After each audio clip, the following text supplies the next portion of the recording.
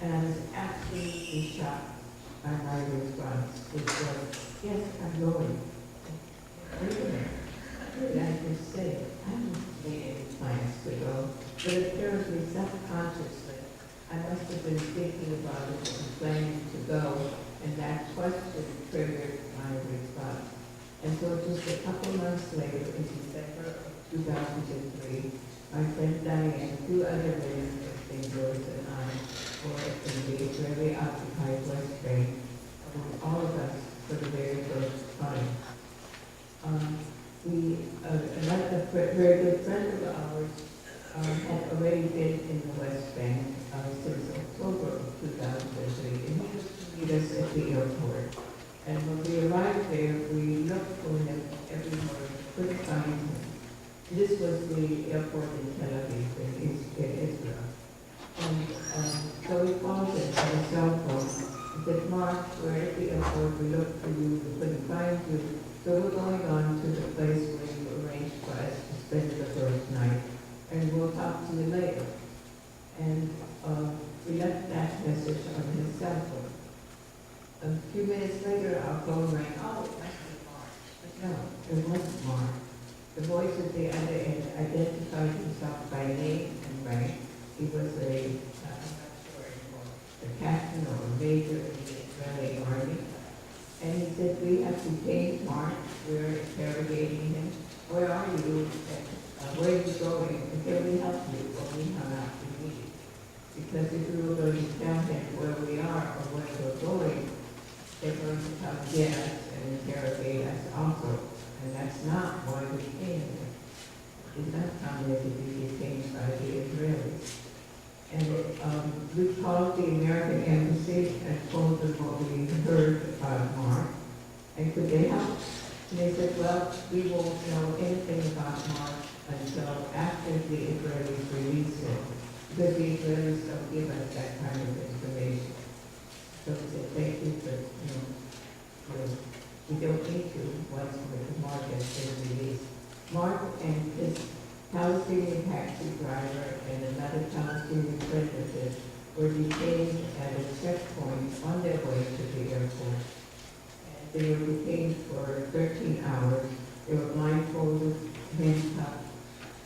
The Palestinians were treated pretty badly, Mark not quite as badly. What was the reason for all of this? Because they found some really incriminating information in Mark's backpack, a UNESCO pamphlet, really dangerous. We aligned ourselves with the International Solidarity Movement, or ISM, and underwent their rigorous nonviolent resistance training, which takes 2, possibly 3 days. And you hear the word nonviolence over and over again, almost ad nauseum. And you have to make a commitment that no matter if you were participating in activities of ISM, that no matter who you encounter, no matter what situation you encounter, you will always respond nonviolently. If you cannot make that kind of commitment, you cannot participate in any of the ISM activities. And we underwent that training, we made that commitment. And the first place we went to was the village of Jayush. Jayush is located northwest of Jerusalem. It's a very old community. Some of the homes there are built on old Roman ruins. Some of the olive trees that were there at that time or were still there, I should say, at that time, date back to the Romans, to the time when the Romans were there. We contacted the ISM person who was working in Jayush on a long-term basis, and we arrived there around 4:30 in the afternoon. We said, we traveled all day long. It shouldn't have taken us more than maybe 2 hours to get there. But given all the checkpoints and whatever other problems that the Israelis put in their way, it took us the better part of the day to get there. And so we said, we're traveled all day long, we're tired, we're thirsty, we're hungry. We need a place to stay. stay tonight. Can you help us? And he got on the phone, made one phone call, a very short phone call. And when he got off, he said, I'm going to take you over to his family. They're waiting for you. And for the very first time then, we experienced what Palestinian hospitality is like. It's unlike anything I've ever experienced anywhere. It's when we arrived there, and it only took us about 5 minutes to walk there. A lady in the house was already in the kitchen preparing some food. This was a very traditional family, so all the men were in one room and the women in another room. And they just showered us literally with love and care, and they were total strangers. They didn't know us, we didn't know them. We also had a language problem. One of the sons spoke some English, but everyone else didn't speak English, and we didn't speak Arabic, except 1 or 2 words when we stayed to cry.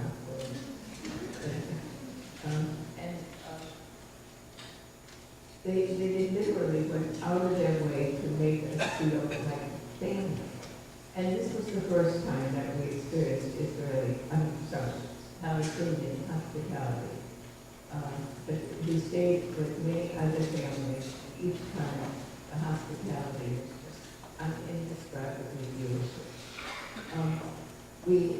At the time that we were in Dayush, there was not yet a wall all around the community. Now the community is completely surrounded by a 25-foot high wall. I'm 5 feet tall, so put 5 of me on top of each other. That's how tall that wall is. And Israel says it needs to have this wall for security. That word security I've heard over and over again. No matter what my question is, the answer is always security. The answer by the Israelis. If Israel feels they need to have a wall for security for their people, they have every right to build a wall. They got to build it on their own way, but it's not built on their own land. It's always built on Palestinian land. And it encroaches, or as I think George Bush once said, and I don't particularly think of this name, but he was right, and he said, it snakes through Palestinian land. Those are his words. And it snakes through Palestinian land, sometimes as much as 5 or 10 miles into Palestinian land. And in the process of it being built, it destroys homes, it destroys businesses, destroys orchards. And very often, in fact most of the time, on both sides of the wall, there are Palestinians. So how can it provide security for Israel if on one side of the wall there are Palestinians and on the other side there are more Palestinians? Except they can't really get together because how do you scale a 25-foot high wall? Not everybody can do that.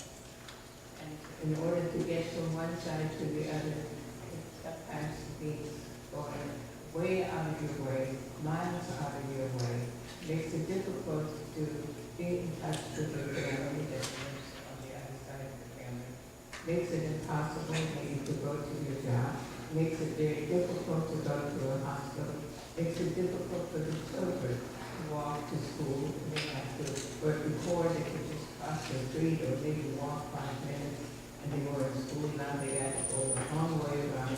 It may take them a couple of hours to get to school. And on the Israeli side of the wall, you barely see it because they built it out with dirt and planted trees and bushes and flowers. So it looks very pretty on the Israeli side of the wall. And the Israelis don't even realize what they're looking at. And on the other side, it's 25 feet tall and there's nothing to hide it, except maybe some writing that has been written on the wall, drawings that makes it put up there and make it look prettier. Our very first demonstration that we participated in was in the village of Massa, which also is northwest of Jerusalem. There was, at the time that we were there in 2003, there was part of the wall was there, part of the way, but the rest, there was an electrified fence. And there was a gate in the fence.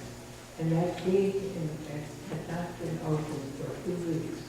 And the farmers in the community had not been able to go to their land, which is on the other side of that fence. And so this demonstration was organized by some of the local Palestinians, by Israelis, and by internationals.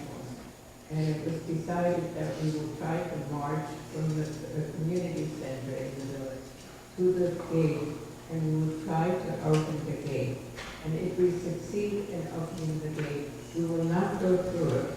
It will just symbolically try to open it. And the Israelis were to be in the front of the march, and they were wearing signs on their shirts that said in Hebrew, "We are Jewish, we are Israelis." And then behind them were the internationals, and all the way in the back were the Palestinians. And the reason that the Palestinians were all the way in the back, because it was known that the Israeli soldiers would shoot at Palestinians at will. And if they're way in the back of this march, that will give them some modicum of security. And then there were to be behind the Palestinians, there were to be internationals or Israelis who were going to be what was called blockers, because they said sometimes the Israeli soldiers will come around the back and attack from the marchers from the back. And I volunteered to be a blocker, to see how I'm going to block the Israelis. But anyway, by the time we got to this, close to the fence, I forgot all about what I was to do. I could have been in the back, but instead I marched straight to the fence and where that gate was. And I heard, as I got closer, I heard gunshots. And with my American mindset, which doesn't work there, I leave that at home, I thought, well, the soldiers are shooting in the air as a warning, we should go away or something like that. But no, they were not shooting in the air. They were shooting directly at us, live ammunition. And one of the very first people critically injured was a young Israeli by the name of Ilna Amati. He had just been released from the military 2 weeks earlier after serving his 3 years of mandatory service. And maybe because of what he did or what he saw that others did, he felt it incumbent upon himself to now protest against the very soldiers that he'd been a part of just 2 weeks earlier. And his aorta was severed, and I never saw so much blood pouring out of a person. I didn't think this young man was going to make it. He did, I understand, he had trouble walking, he has all kinds of other medical problems and psychological problems. So one good thing that perhaps came out of this, his father, who was gung-ho pro-Israel up to that point, has had a change of heart. When I left the first time